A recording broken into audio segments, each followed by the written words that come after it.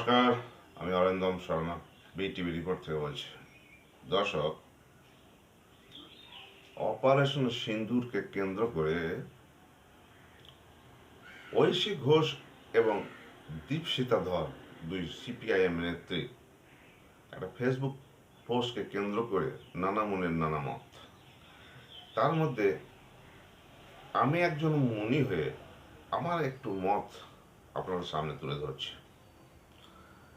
দীপশিতা ধর এবং ঐশী ঘোষের ফেসবুক পোস্টের মাধ্যমে যে বক্তব্য তুলে ধরার চেষ্টা করছেন, দুটোই মূলত একই, উদ্দেশ্য একই, যুদ্ধ নয়, শান্তি চাই।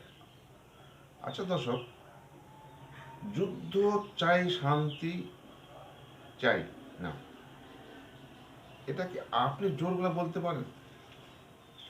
যুদ্ধ প্রয়োজন আছে, কিন্তু সেই যুদ্ধের অপ্রয়োজনীয় দিকটাও তো তুলে ধরা দরকার বা বোঝার দরকার। দীপশিতা ধর এবং ঐশী ঘোষ সেটাই প্রমাণ করার চেষ্টা করেছেন যে যুদ্ধ কখনো শান্তি আনে না, আখেরে কোনো লাভ আনে না, লোকসানি আনে।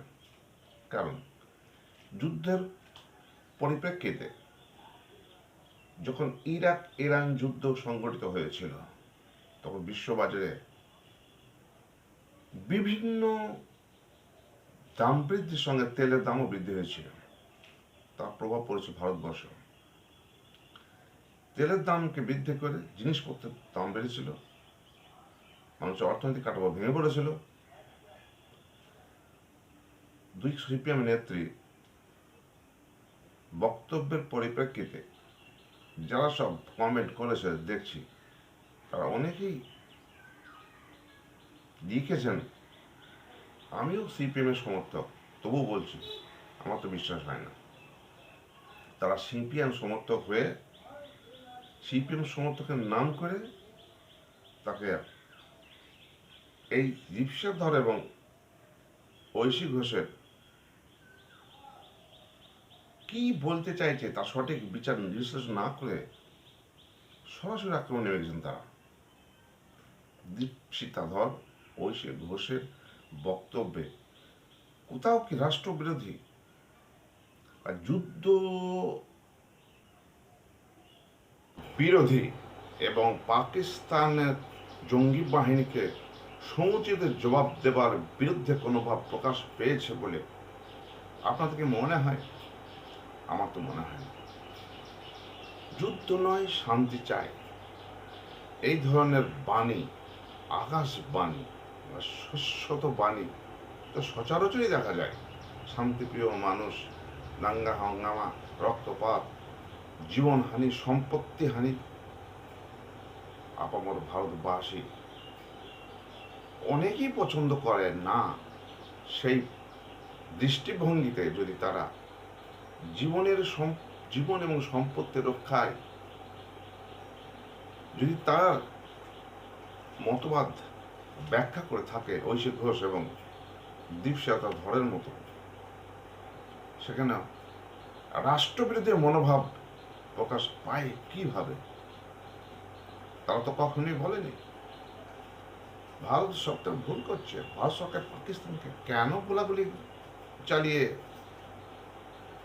সমুচিত শিক্ষা দিতে গিয়েছে তা কিন্তু বলেনি।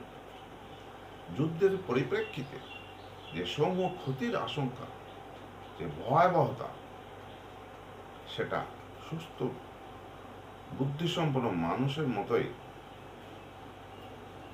সেটার ক্ষতিকারক দিকটাই কিন্তু এই ঐশী ঘোষ এবং দীপশিতা তুলে ধরার চেষ্টা করেছেন। যদি তাই হয়, তাহলে ডোনাল্ড ট্রাম্প তিনিও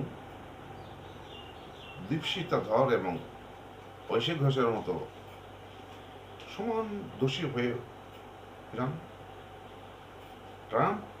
ট্রাম্পের সঙ্গে ভারত সরকার এবং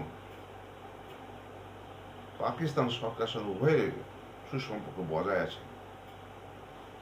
আমেরিকা তখন চাইছে দুই সরকারকে বুঝিয়ে একটা মীমাংসার পথে আসা যাতে যায়, সেই ব্যবস্থার কথাই তার কথায়, তার আচরণে, তার কার্যকুশলতায় প্রমাণ পাচ্ছে আসলে যুদ্ধ মানুষের কখনোই ভালো আনে না। মানব জাতি, মানব সভ্যতা কখনোই ভালো কিছু করতে পারে না, ক্ষতি সাধন করে। যদিও কিছু ক্ষেত্রে যুদ্ধের অবতারণা অবশ্যম্ভাবী হয়ে পড়ে, এবং অবশ্যম্ভাবী হয়ে পড়ার পর যখন তা সংগঠিত হয়, তখন ওই যে প্রথমেই বললাম, নানা মনিরের নানা মত তখন ব্যক্ত হতে শুরু করে। ঐশী ঘোষ এবং দীপশিতা ধরকে কেন্দ্র করে এই ধরনেরই হালকা একটা কিছু কার্যক্রম সংগঠিত হচ্ছে, এই আর কি।